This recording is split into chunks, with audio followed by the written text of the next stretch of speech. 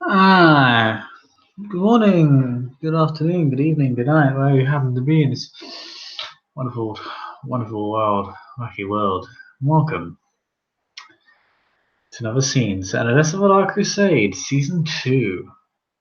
This time set with three of the most preeminent businessmen in Odessa.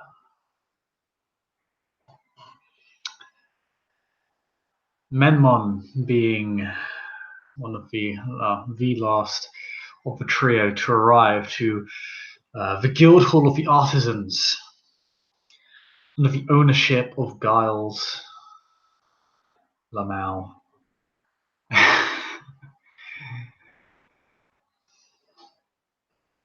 To discuss a very important project for the citizens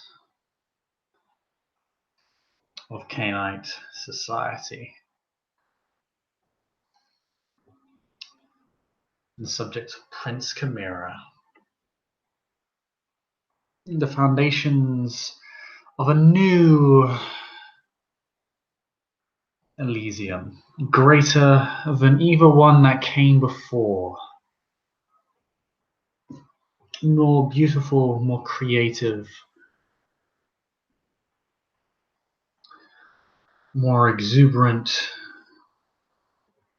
more grand, and more secure.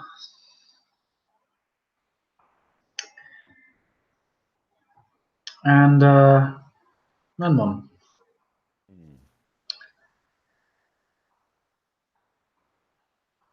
you arrive at the Guildhalls.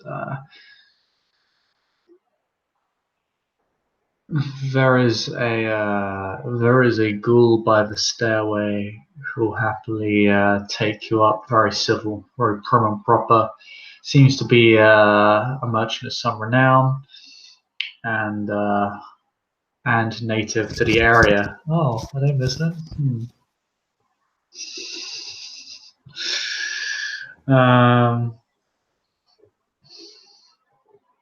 It's a strange thing, man. When you just walk around Odessa, you just find yourself getting angry for some reason. Yes, I'm sure it's manner of dressing. It's almost like the local populace is anathema to you for some reason. Take it along. But yes, you are guided upstairs to the hall where the guild masters meet. The door is opened for you. There is a large square table, quite ornate, a lot of elaborate gilding and carvings all across the table. A fine artwork for sure. Um, the furnishing the furnishings are commendable. And along the walls, you see many pieces that perhaps personal favorites to the guild masters themselves. Sculptures in the corners, an elaborate chandelier, the center of the ceiling. This room is quite regal looking in its own way. And is Memnon familiar with this as this being someone's domain, or? Yes, you're within the domain of Giles.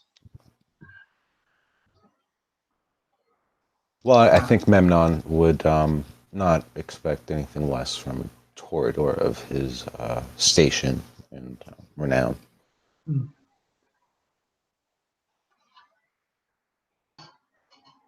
A little too artsy for his taste, but you can respect that there is taste there.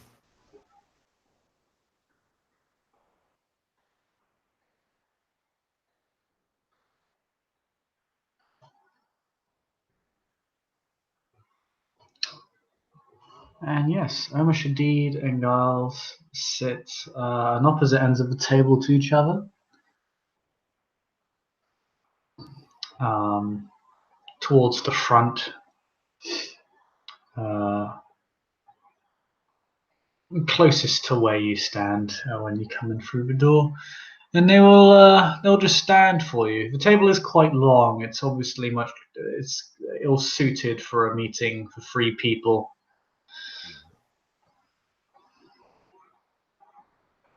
Well, But yes, they will both stand for you.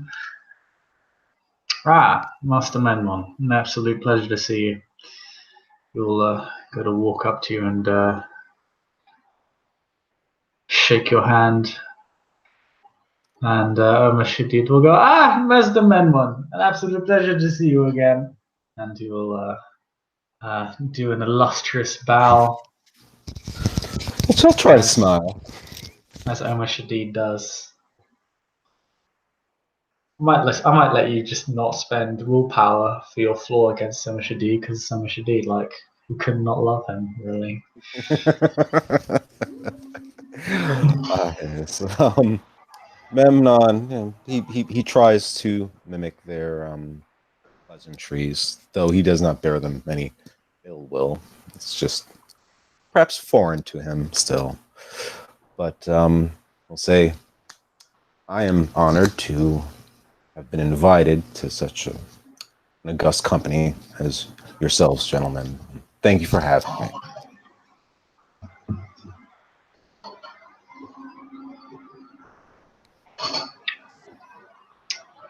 Likewise, likewise. Please take a seat. We hadn't started, we were just waiting for you. Memnon will take his seat and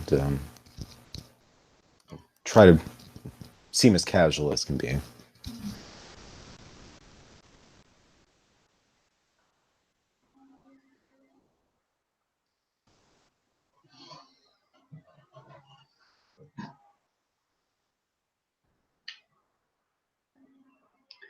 So, Master Manuel, how are you finding these evenings? I know, I understand. I understand that you were involved in quite a battle just a few nights ago. Oh, yes. Some as were suspected to be the wayward child of Herman. We all survived, though not necessarily his children. Some have been taken for questioning. The interrogations are proceeding. He'll look to Omar and just smile. a little somber thing.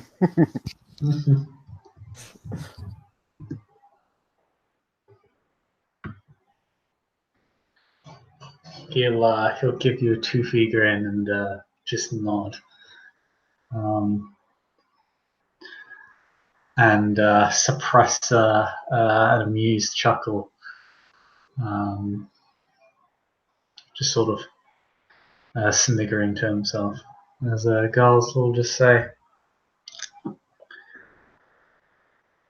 well, Nisi, you are commendable. Well, I shall not inquire any further. I'm sure you have it well in hand. I thank you for your praise. I did my part, as my station allows me to do. Nothing more.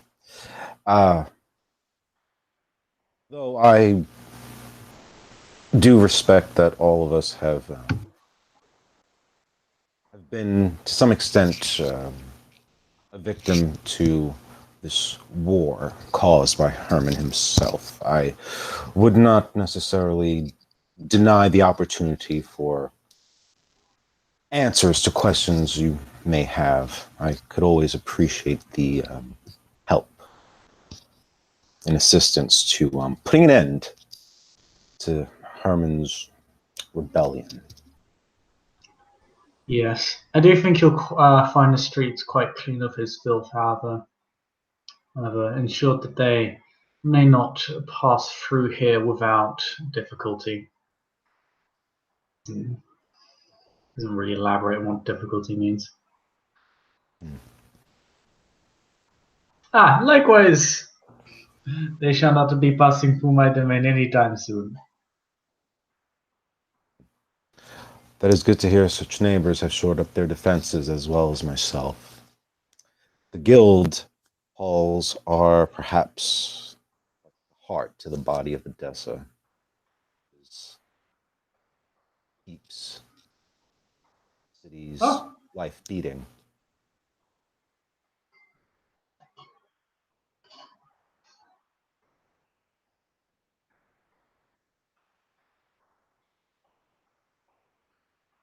ah, yes, blood in a shower of gold.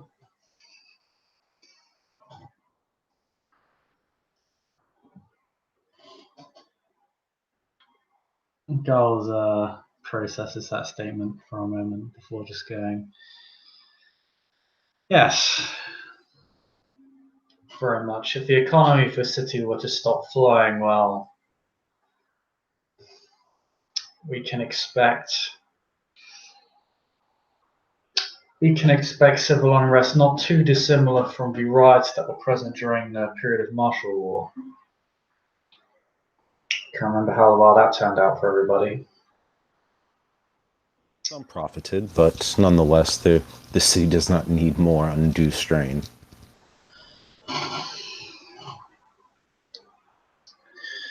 No, you're quite right.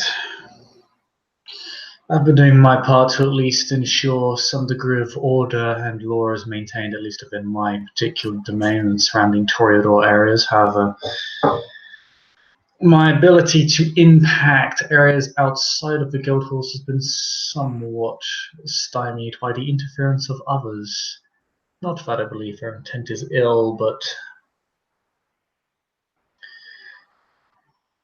they seem to be more focused on past crises rather than addressing the crises of the now. Are these people loyal to Prince Karima?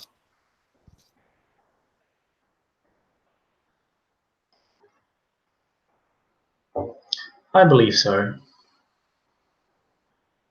It's just a matter of the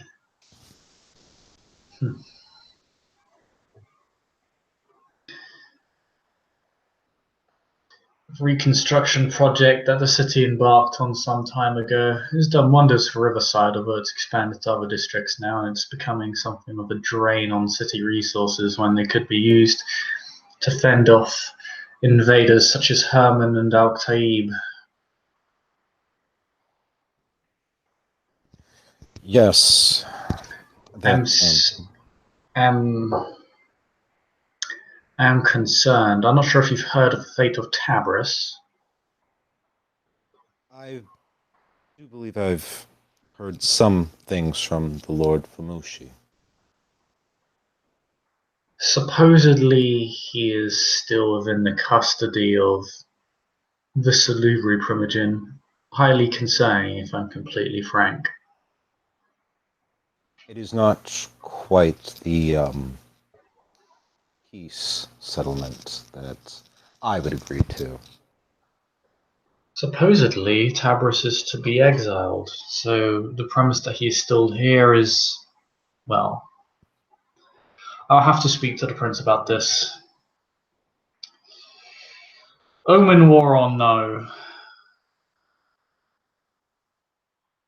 I'll not allow the authority of this prince to be threatened by the Salubri or Tremere. While I appreciate the sentiments of the Salubri, they are not above the law.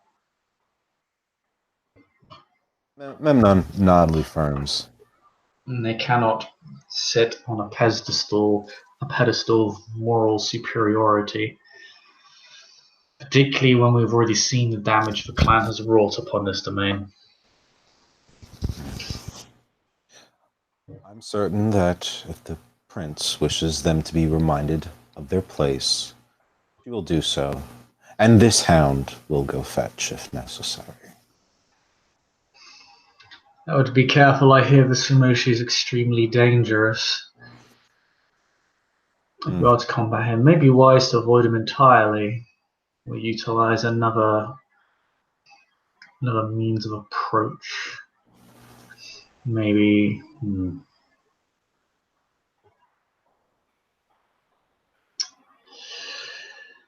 Well, I'm sure someone will think of something. It looks like. Actually, do you want a P&E there? Because he does pause for a while. That pause was in Sure, character. sure, sure. He kind of just looks down and kind of has like a troubled look on his face. Oh, actually, I'll make the Discord for you because I didn't make it.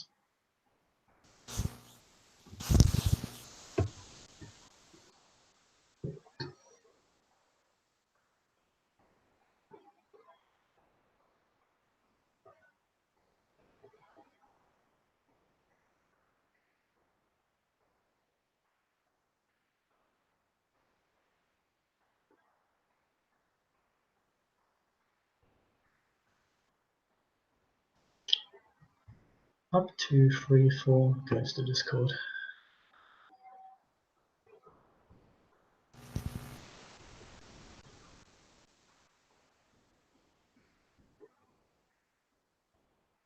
Should have loaded this right to the scene.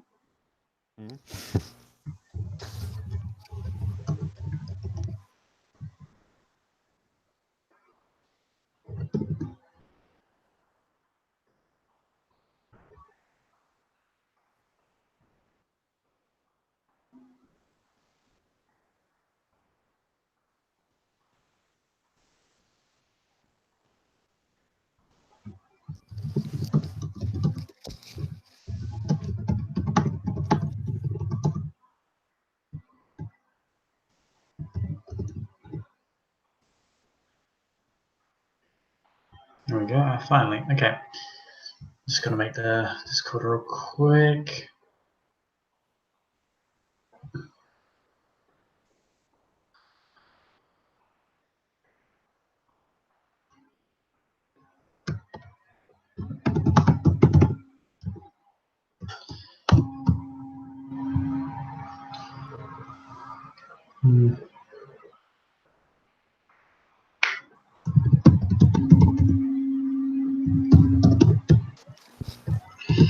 There you go. And yeah, feel free to roll and dice roll a 1.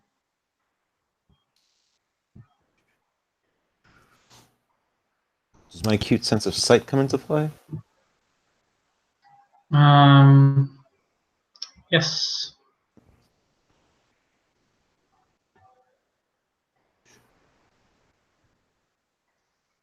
2 successes. Okay, 2 successes. You understand he thinks he considers something that troubles him. Because obviously he's talking about ways to approach Moshi in a way that he's vulnerable.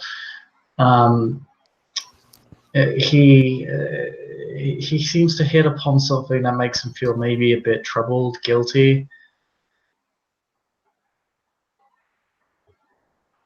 Something that maybe he's confident would work, but would have maybe a moral price to the act. But he glosses over it. He kind of puts it to the back of his mind.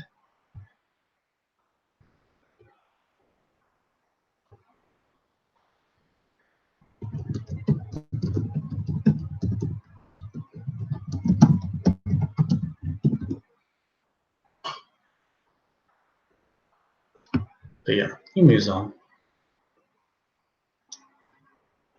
So I suppose I should show you what, or rather, we should show you what we have so far.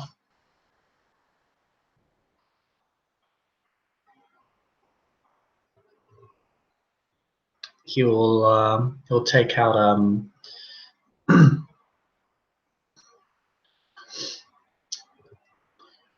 from underneath his tunic. He pulls out a folded piece of paper. It looks like it's been folded numerous times, and he begins unfolding it. Oh, bugger! Hey, sorry about that. I had no idea you'd left. Okay, where did he get out to? Well, you said he's been considering approaching Lord Formoshi in a way, something like that. Oh yeah. It was just like just when you started explaining, yeah. Yeah. In a way that made him feel troubled and guilty. He's confident. He seemed by his surprise, you assume he's confident it would work. It would just seem to have a moral price that he's not comfortable with. Or at least you can tell out by the sort of troubled, almost guilty look on his face. He soon quickly glosses over it and puts it to the back of his mind, though. It doesn't linger on him for very long.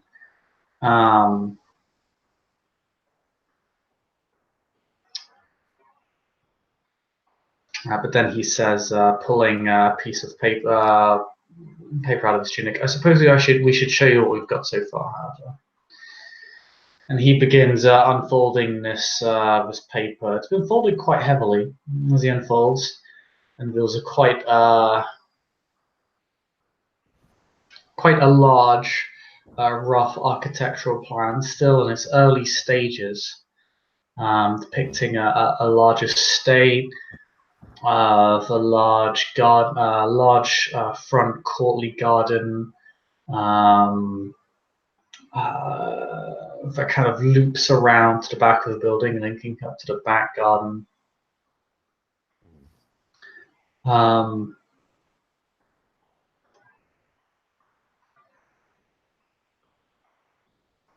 Which seems to span out across the acreage. And you see there's sort of a little sidebar which depicts what the back garden's meant to link to.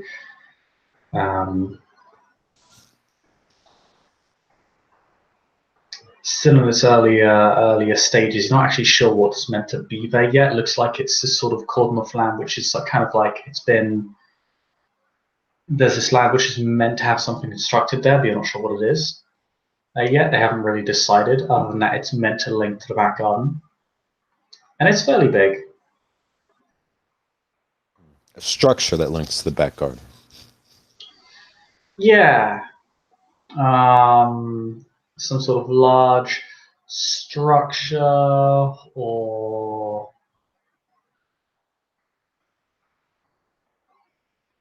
how to put it, facility, or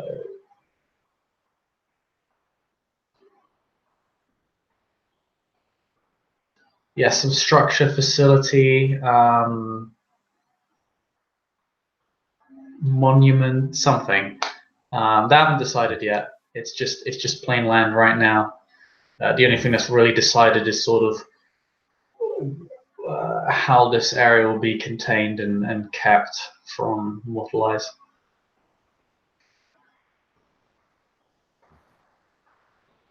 Well, Memnon is impressed by the scale of it. And are these rough drawings? I'm guessing. Yes, it sits by the river that flows through Odessa. You guess it would be on the northwestern side of Odessa, just outside the city walls. Probably a good few miles out, but still within domain boundaries. I wish to have two Elysiums. First, of course, the legacy of the prince, the baron slash prince, depending on who you ask, that came before. That of the current Prince of Timurin, Ulrich Ashwood. He constructed a domain about a century ago. Still stands to this night. You might recognize it. It's quite distinctive. It stands. It is known as the Marble Tower, if I recall. But it's a bit of an unfitting name. It's not really a tower. It's more like a typical Greco-Roman structure, built largely in marble, has an arena as its basement, although I don't recall it being used particularly often.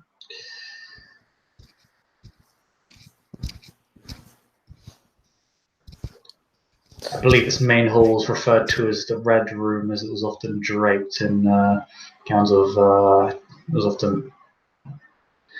draped in rugs and banners and carpets of red, and one could feed there quite freely. Needless to say, it's an impressive feat of architecture and masonry and labouring, and I would not wish to disrespect this by simply ignoring it or building over it. I do wish for it to stand the test of time. It's quite the legacy of your clan, if I may say so. However, being a member of Clan Toreador, I can't help but have ideas of my own. I'd wish to have a more exclusive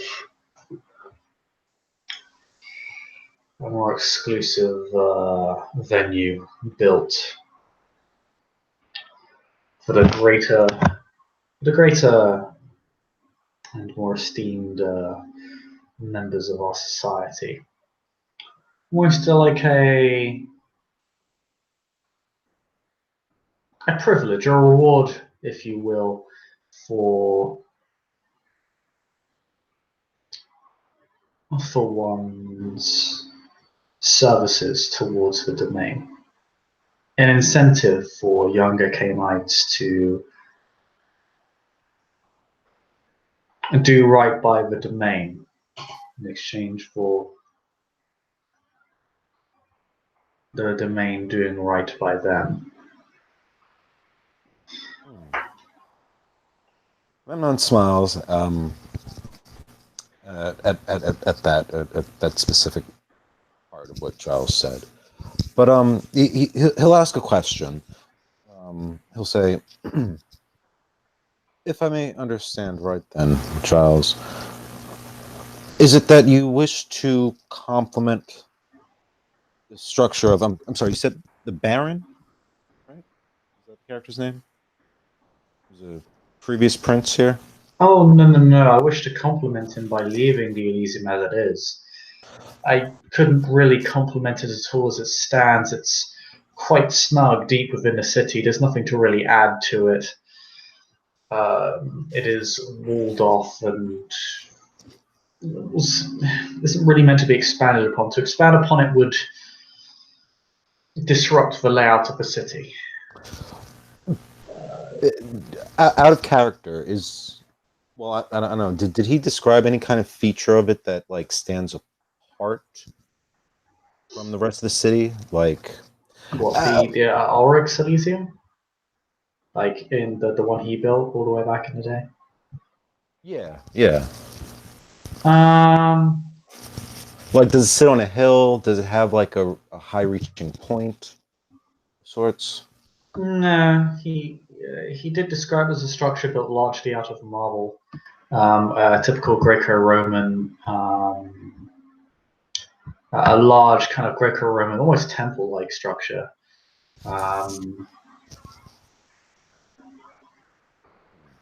But built to be a bit more accommodating for Canaanites and with more facilities and rooms for Canaanites to conduct business, rest, have a chat. Yeah, it's been renamed. Canaanites nowadays call it the Marble Halls because it's a much more fitting name. It had several names. At one point, it was even called the Marble Castle, even though it didn't resemble such a thing at all. No, you've been in Domain for a bit of time, so you've actually heard of the Marble Halls, as it were. It was the actually, no. This is a great time to have you roll Canine Law because this is actually quite fitting. Okay. Roll me. You can either roll me Canine Law. Actually, yeah, no, just roll me Canine Law.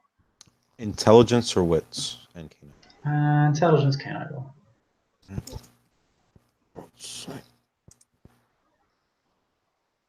One success, maybe. What diff was it?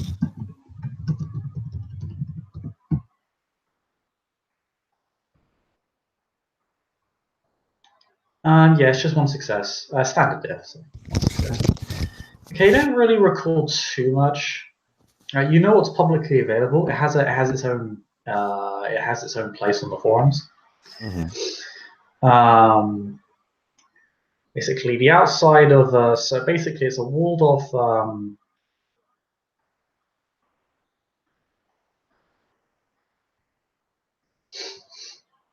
it is a walled off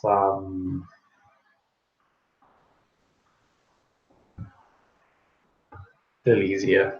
Um, the outside doesn't really leave any indication of what's inside. It has a small garden area though that if the gate were open would be viewable to the public, but it never is. Um, you get one piece of information that isn't just on the forum. So, yeah, it was a personal project by Ulrich some time ago to kind of make a statement as to his own personal power. It was meant to sort of signify this new era of him as Baron. Um, it's it was very accommodating. It's actually quite an impressive feat of construction. Did help quite well in establishing his barony. That he was capable of these rather large feats of molding society, which of course not only is impressive in how he's managed to build something, bring more life to the city as opposed to just take away, but also kind of has other implications, as if he's powerful enough to do this, and if he can have this thing built within a few months, then how powerful is he? Like, could he rally the populace against me? It's kind of a sort of it's kind of subtly Machiavellian in that it not only kind of builds trust but also builds a bit of fear, because obviously it exudes a sense of power. The details, but again, like the main appeal of the building is that it's a great sort of what it's built out of is sort of unique. Like it's kind of like one great sculpture in a way. Oh, surely something that size, it takes a great amount of manpower and just the ability to pull that together. It's very imposing. Oh yeah, it was quite yeah. One thing you do actually remember though about the arena is that it wasn't used particularly often, but when it was used, it was used by Canucks on the Road of Kings and other roads that valued honor highly, or just Canucks that valued the idea of honor in general, who would often duel over certain disputes over domain boundaries and other issues. And also, there was more than a few duels that were simply for the purposes of entertainment, not between humans. In fact, that was strictly forbidden. Ulrich was a known humanist. However, Canucks were allowed to duel over boons, and audiences were even permitted to bet on the outcomes of these duels for boons. It was quite a piece of entertainment for the time, but it was infrequent. Eventually, it fell out of fashion, and the arena fell into disuse. But it seemed to be an interesting idea that, for the time, at least provided some source of entertainment. But today, the arena seems disused. Other than that, it's just a very pleasant Elysium made out of an unusual material, or rather, just kind of unusually focused on this one material. Focused on, like, it's literally constructed entirely out of marble, more or less. I see. Okay. I think that Memnon's gonna say to Giles, what if we went for something that, as you suggested, that would inspire the young to strive and to feel honored at Elysium for what their struggles have brought them, as long as met with loyalty. What if we thought of an Elysium as not just one building, but like a place, a village, a community. And if you'd permit, like if Memnon's looking like he's reaching for like parchment or coal or something just to make a rough drawing, we find it.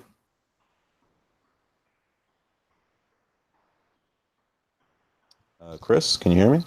Yeah, I can hear you. Okay.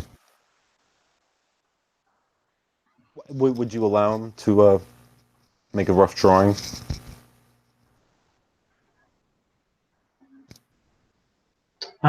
Sure. Yeah, no, you'll keep by all means. Okay. Well, what Memnon is, he just crudely draws out. You might think of like Memnon is trying to display like a small village, and it has a wall. You can see that he points out like here would be a roofed area, but then he arranges smaller, it looks like hooded roofs, um, linear across it, and he draws paths more open for the sense of community of the Canaanites that are loyal to the prince in the city. But at the same time, it is, well, ours, the city itself with us. You see, Memnon is struggling to try to put the right words together. From what it looks like you're telling me, you seem to be considering the idea of a second rack. I'm not actually opposed to the idea, but a rack is different from an Elysium.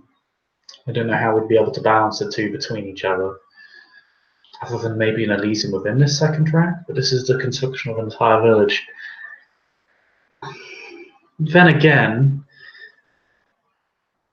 one side effect of Zengid's wall being rebuilt into hospitals that people are having to be shuffled around, and several outlying villages over the past year or two have been unfortunately destroyed by both mortal and Canaanite alike, which means there are people out there who need a place to live.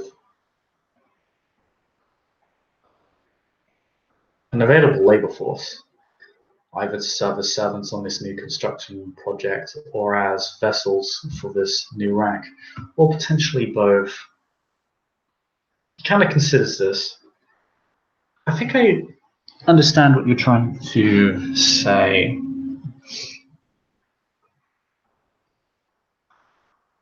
Juxtaposed against the Baron's legacy and that temple, I feel the two might complement each other in a sense. The throne and then small folk, the prince and then the people.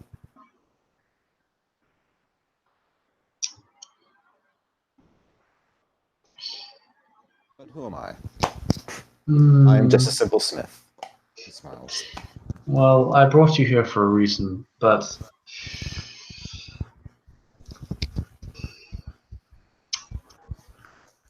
I'm not sure how comfortable some of the elder Canaanites of the city would be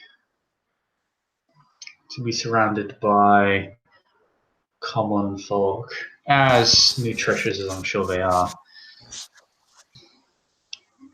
Servants and subjects, on the other hand, another matter. What if we could ensure that this estate has a constant supply of servants and serfs. This would, and we can move well, I was already planning to move most of the vessels that filled the old Elysium away from it, but we can concentrate all these vessels upon this new Elysium. This would make it so that those who have earned their place in the Elysium never really need to go hungry and always have a source of, source of satiation on hand. a place to relax, to ensure that their beast will never really be at risk of hunger. And of They can feel course, safe there not only from other canites, but also from themselves. It has often been a rule I have found in Elysiums around the world that one is to never approach it hungry. But if one can simply be provided a vessel at the Elysium, well, this would not be an issue. And if we are to provide ourselves with many, well, then it is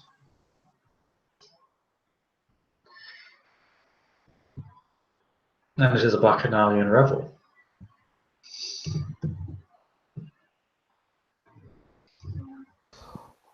I do. I believe, if I understand correctly, the trouble with the much elder Canaanites, would it be too equalizing on footing with the youngers, or is it purely with, as you say, the small folk? Small folk, I believe. We could build around this estate homes for said subjects. In fact, I believe that would encourage them to just willfully move here. Um, Politically speaking, it wouldn't be hard for me to simply have, or rather, say for me, I mean for the good owner Shadid here, he just kind of gestures to Shadid. For some minor political figure to move here and set up shop, as it were.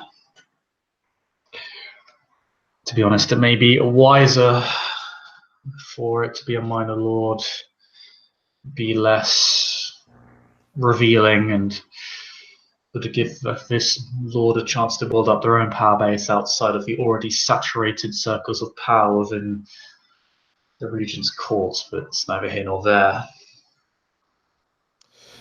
But I understand what you're saying. We will need a community. We will need community. We will need homes. We will need servants' quarters. We will need all these things if we are to have this rather large project succeed.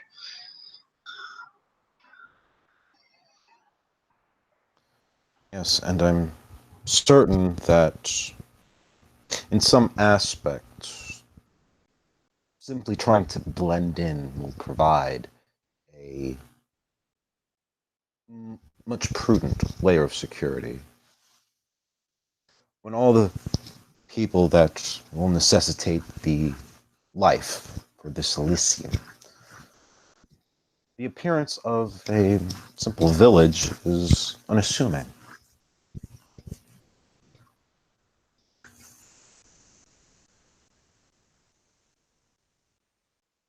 Chris, can you hear me? Nope. You did, sorry. What was the last part of that?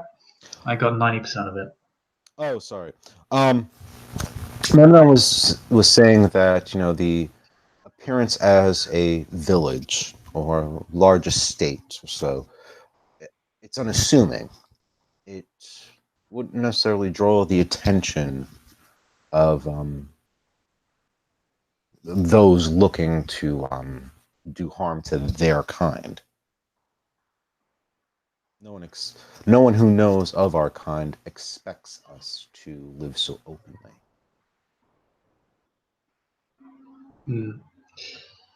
I do want this project to make a statement. It's true.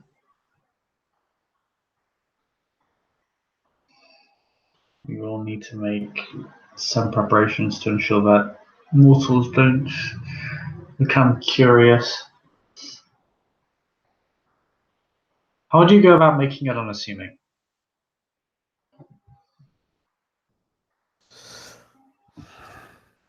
There should be, at the center of any town, a place of worship, and of course, a place of business.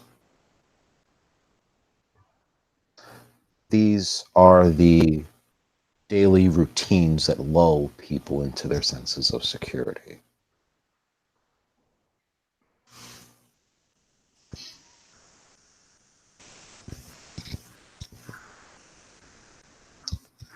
Though I do suppose then that would have to come to a negotiation between the faiths or preferences thereof for faiths in the city if we were to choose one establishment of worship. What establishment are you referring to? Whether it is Christianity or Islam or the Judean.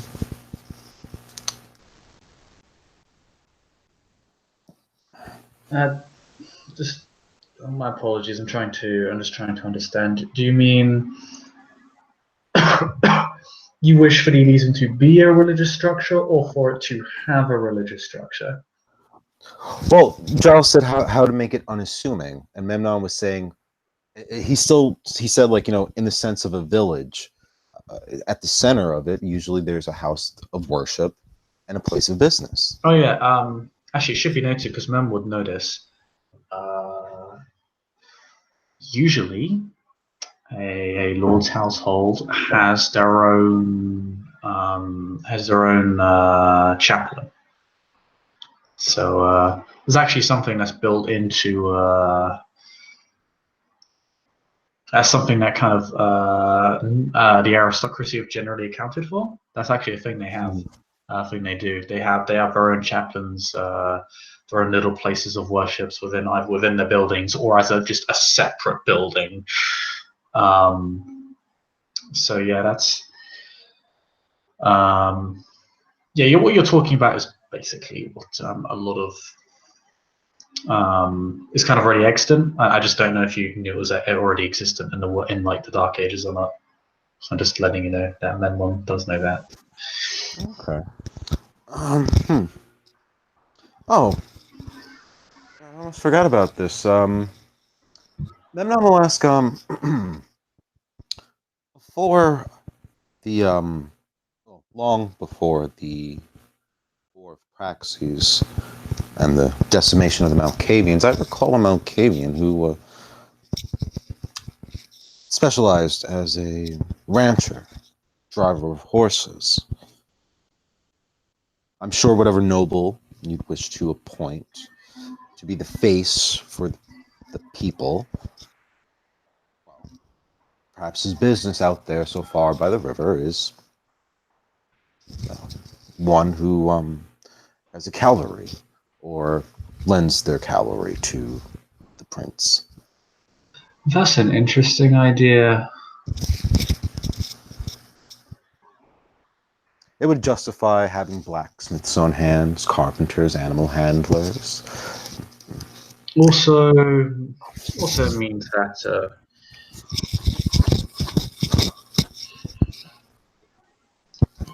those who would arrive to the Elysium don't have to worry about getting home per se. Such animals can be loaned out where appropriate to those who lack the means, although I don't believe this will be a problem for most of the city's Khaite populace that will be attending this place. But it is something to consider. But as you say, Wait, I'm sorry, say it again, it Chris? encourages more business. In fact, cavalry could even be used for other purposes. Caravans, even. Caravans, racing, jousting, lots of interesting events.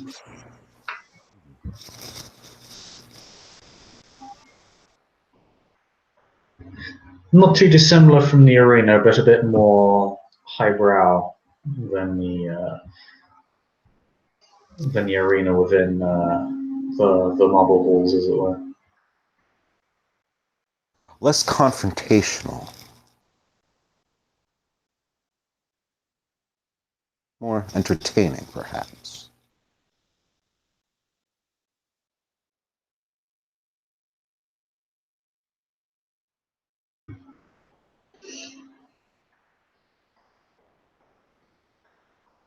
What do you have in mind?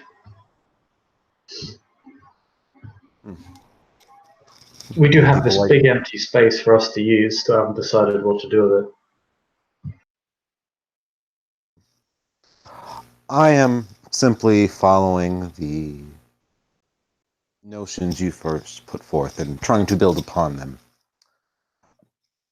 Why? If I had my choice, I would build below ground, but you've already expressed your preference against that. Memnon smiles.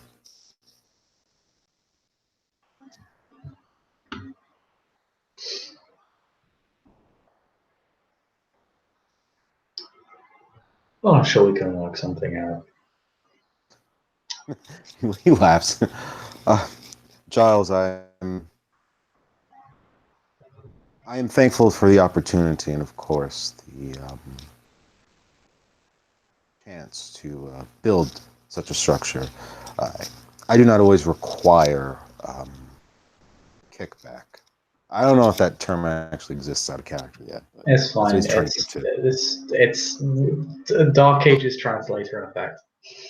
Okay.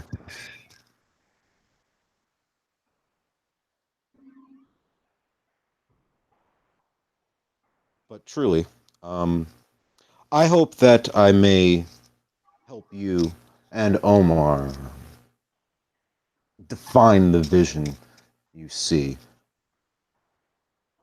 I myself could only ask for, well, to be granted entrance into the Elysium when it's done. For your services, you certainly will be. But you do have a degree of freedom over this project. It is, after all, collaborative. I wouldn't be discussing it with you if I intended for it to simply be built. If that were the case, I'd simply be telling you what to do. After all, there is open space here still yet to be used. I'm sure you can rack your mind for a suitable purpose for said space. Something perhaps you've always wanted to do, or maybe something creative or innovative that complements the rest of the construction. And of course, I'm always open to ideas on how to improve the rest of the project. Maybe it even needs an entire revision, maybe. If you come up with something that is just so impressive, so enrapturing. I'm always, let it be known that I am always open to new ideas. I do not intend to run roughshod over either of the two. Right, an honourable assignment before me. He just kind of gives a little sly smile. Memnon kind of looks into his mind and he'll say, well, there was this idea I did have. Was something I observed with Lady Irene when we were in Riverside. I must admit it was of exquisite design and craftsmanship. And Mel tries to draw what he remembers the alcoves that looked like when they were him and Irene were chasing down the cauldron or something. Yeah, the cauldron. All those, it was the silver braziers. That's what it was. Right. Sorry, the braziers. But he's drawing the alcoves that he remembers seeing, where there was like a table there, and Menmon tries to draw a sketch that just shows they could stand out in the open, but if we design the entrance into the alcove itself just right, it would give any Canaanite privacy. And yet, if we had arranged them in like a garden of alcoves, I don't know. Something about that seems to be pleasing to me.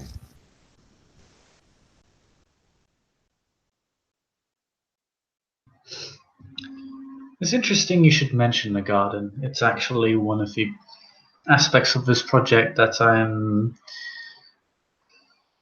I wish to put the most focus on. It's rather rare that we get to experience the beauty of the natural world. We are so often confined to walled cities or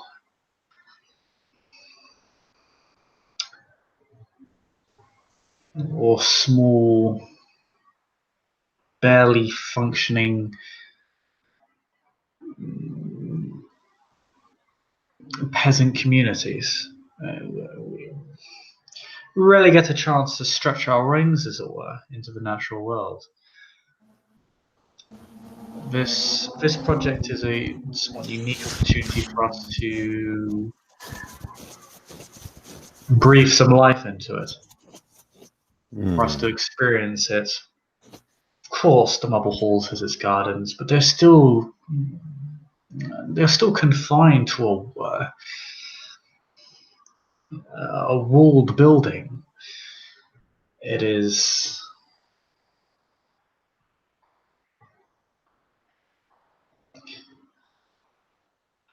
in many ways it is still nothing more than a suffocation of nature. We cannot breathe it in as we could outside the city walls.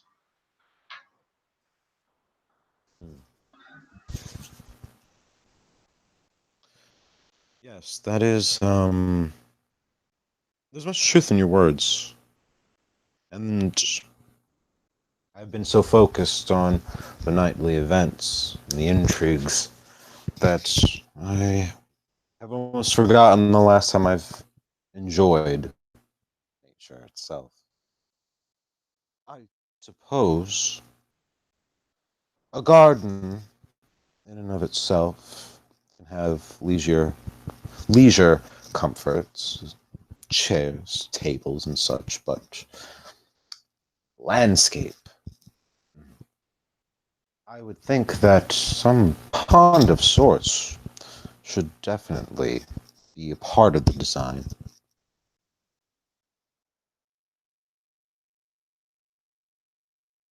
Perhaps even a artificial hill or two.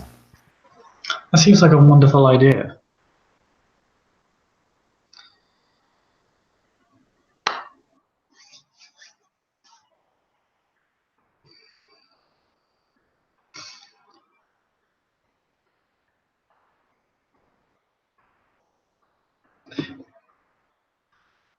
I'll say this. How about this?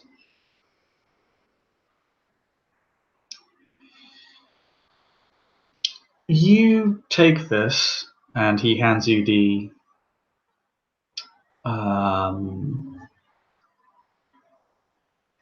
but are effectively the building plans.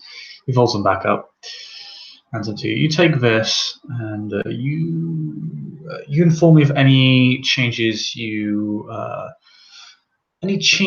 improvements, or addendums you wish to make. I will see what I can do to accommodate them without injuring the integrity of the project, if it does at all. Sorry. Oh, god damn it, Chris. Sorry again, my internet's just That's dropping. okay. Yeah. I'm sorry, where was it? Mm-hmm. All Giles is saying is he just kind of hands you the architectural plans. He just says he basically just said, "How about this? You take this and you simply return it to me with any changes, addendums, or improvements you'd wish to make." He says he'll see what he can do to accommodate without injuring the integrity of the project. Although he says he's sure you'll only be improving it. If you have any concerns over manpower, resources, the required connections it would take for this project to succeed, well, this is why Mashadid has a seat at the table. He has already proposed several ideas, almost all of which I have ruthlessly shot down. And Shadid just smiles. Please stop asking for your own personal Rapunzel tower. Please. It's a minaret. I understand it may be hard for you to accept, Master Shadid, but you are not, in fact, a princess. Ah, you wound me so. Omar Shadid looks wounded. Memnon is looking at Omar Shadid. What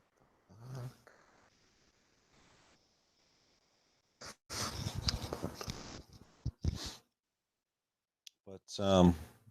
But yes, if you need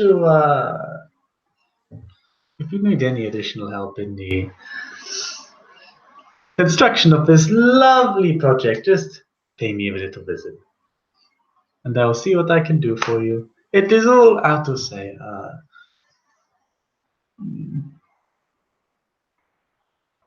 What do innkeepers say when they give out alcohol for free? I've long since forgotten. Oh yes, that is what it is. It is on the house. Ah, Largely because Master Giles here is paying for all of all of the investments that he requires of me. So you, my friend, get a buy one to get one free discount. well, I see that I have much work ahead of me. As you may have heard, the hospital that the being constructed in Zangrid's wall, I will also be managing its construction. But I can only hope that Prince can keep the peace long enough that I may do both parties honor, you gentlemen and her grace. Pardon, what did you say? I'm sorry? What did you say again? Oh, he said that he hopes that he can do honor to both parties. You gentlemen, one party, and her grace, the other party.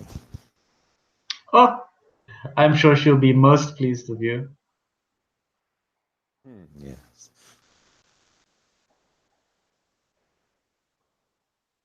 Oh no, I was talking about Master Giles. Giles just glares at him, Shadid.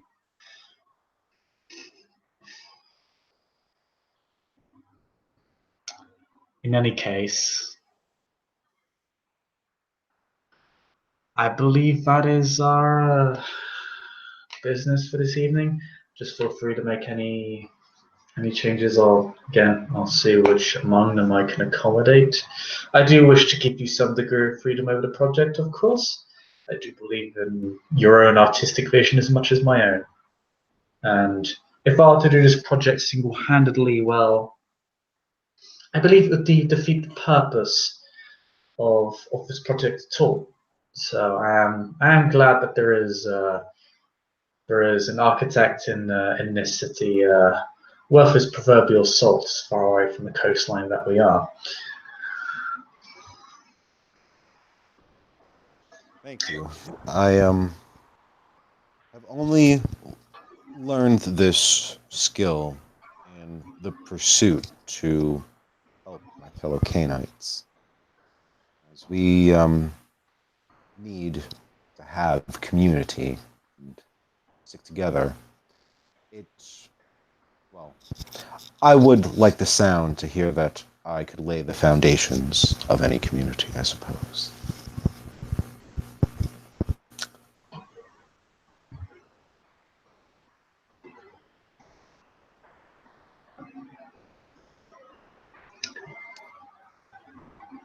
Consider this your opportunity.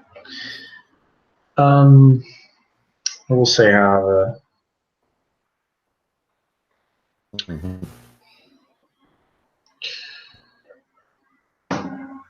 Okay. So, well, I mhm. have I've gone out of my way to provide you this opportunity, so I would ask that it be granted the respect it deserves. I am to understand you're also working on the hospital in some capacity. I would only politely request that you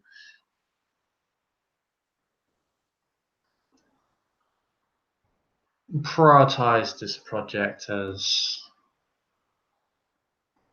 a gift to both the city and the prince.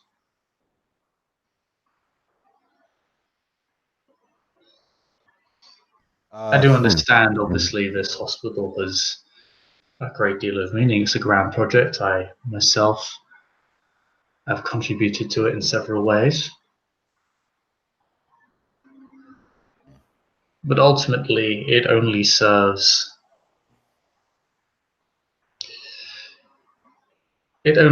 one faction among our kind. And it does concern me as to whether it perhaps is ultimately self-serving in nature, the last thing I'd wish a hospital to be. Hmm. I understand your prudence, and I will give it my best. It is true. Salubre have amassed quite admirable donation to their cause. You see Memnon kind of just consider everything that's taking shape, but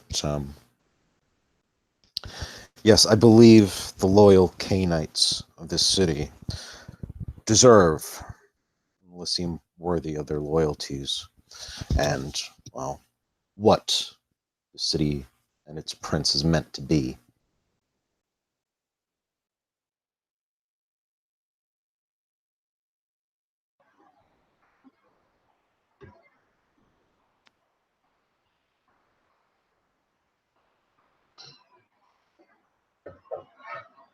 Well, I'm sure you'll be able to make as much of a statement as I.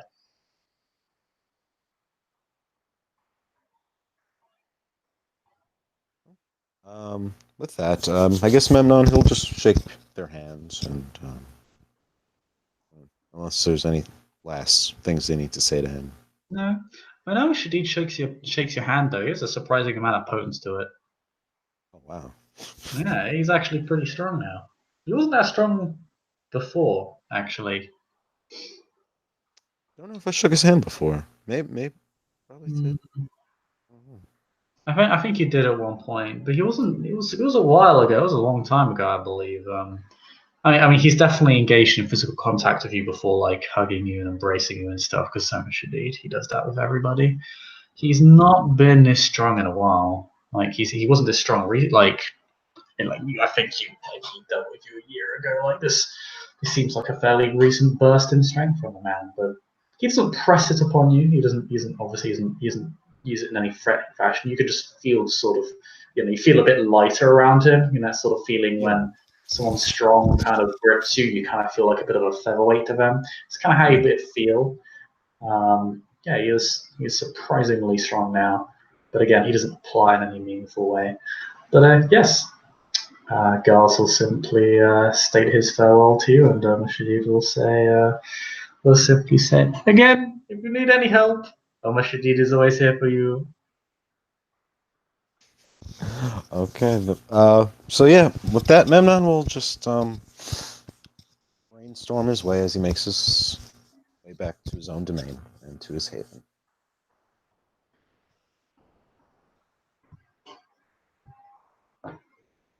Yeah, and I think there we can end the scene. Thank you, Perfect Plaything, for watching. We'll see you all next time. Goodbye.